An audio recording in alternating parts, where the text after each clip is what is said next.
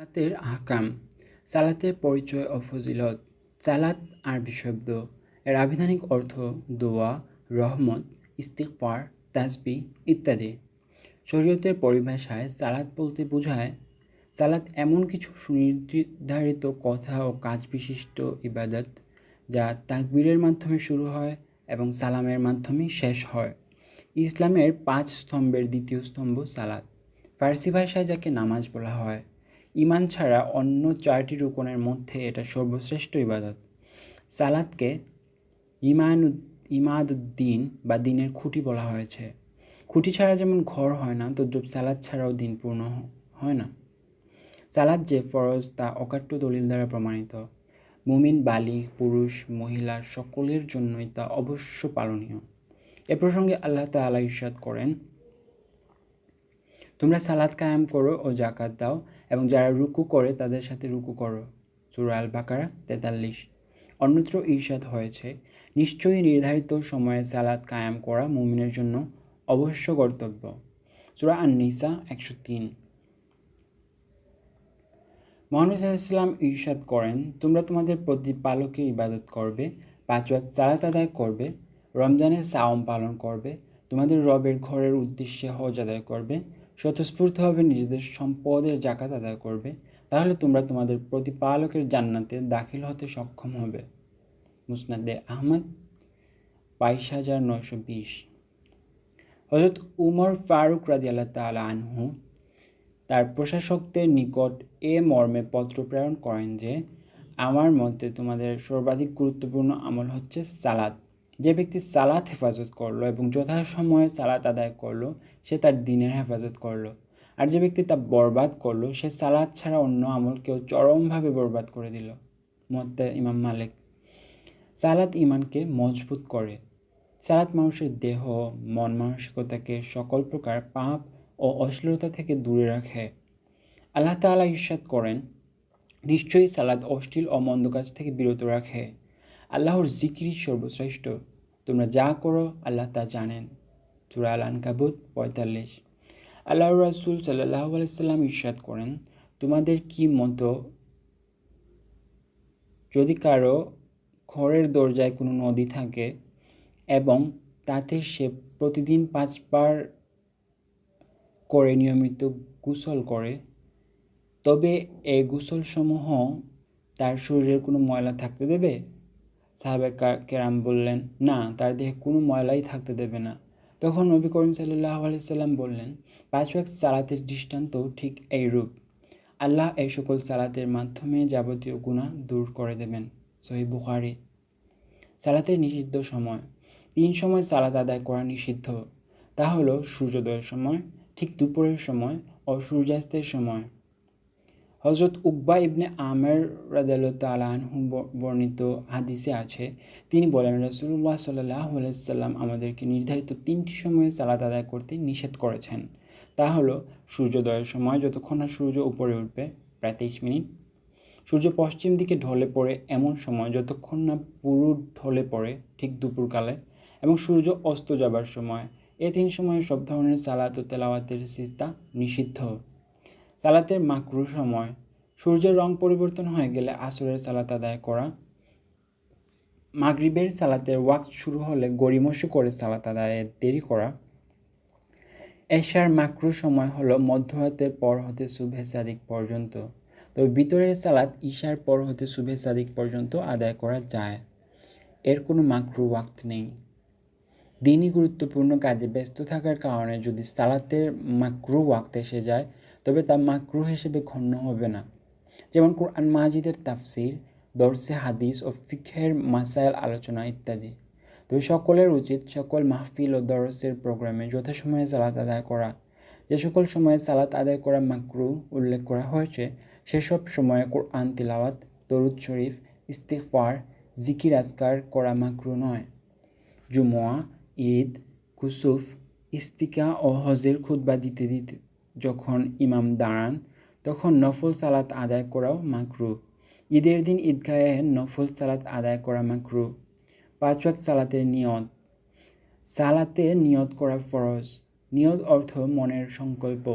অজু করে কোনো ওয়াক্তের সালাত আদায় করব তা মনে মনে সঠিকভাবে খেয়াল করলেই নিয়ত হয়ে যায়।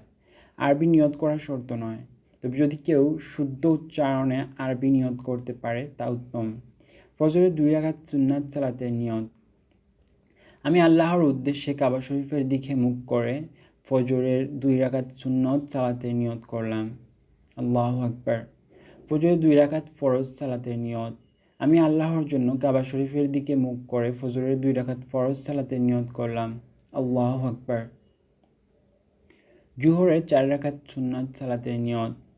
আমি আল্লাহর জন্য কাবা শরীফের দিকে মুখ করে জোহরের 4 রাকাত সুন্নত সালাতের নিয়ত করলাম। আল্লাহু আকবার। জোহরের 4 রাকাত ফরজ নামাজ সালাতের নিয়ত। আমি আল্লাহর জন্য কাবা শরীফের দিকে মুখ করে জোহরের 4 রাকাত ফরজ সালাতের নিয়ত করলাম। আল্লাহু আকবার। জোহরের 2 রাকাত সুন্নত সালাতের নিয়ত। আমি আল্লাহর জন্য কাবা শরীফের দিকে মুখ করে জোহরের 2 রাকাত সুন্নত সালাতের নিয়ত করলাম। আল্লাহু আকবার। জুমার প্রথম 4 রাকাত সুন্নত সালাতের নিয়ত। আমি আল্লাহর উদ্দেশ্যে কাবা শরীফের দিকে মুখ করে জুমার পূর্বের 4 রাকাত সুন্নত সালাতের নিয়ত করলাম। আল্লাহু আকবার। জুমার ফরজ সালাতের নিয়ত। আমি আল্লাহর জন্য কাবা শরীফের দিকে মুখ করে জোহরের ফরজের দায়িত্ব রহিত করে জুমার 2 রাকাত ফরজ সালাতের নিয়ত করলাম। আল্লাহু আকবার। জুমার পরে 4 রাকাত সুন্নত সালাতের নিয়ত।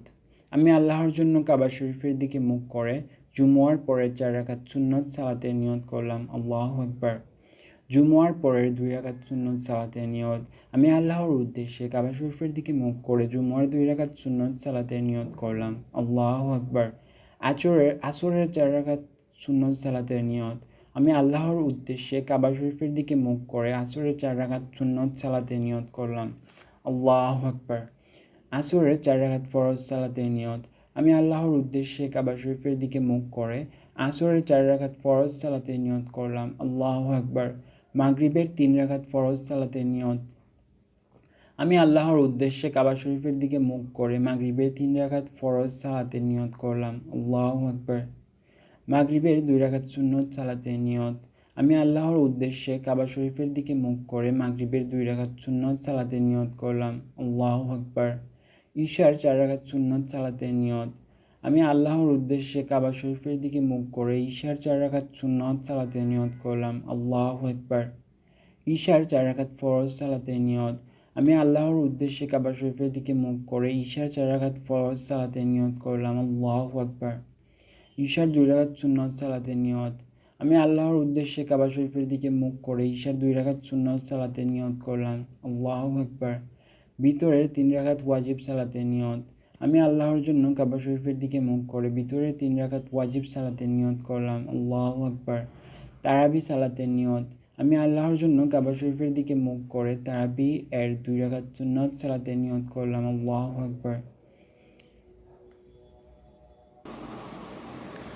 ঈদুল ফিতরের 2 রাকাত ওয়াজিব সালাতের নিয়ত।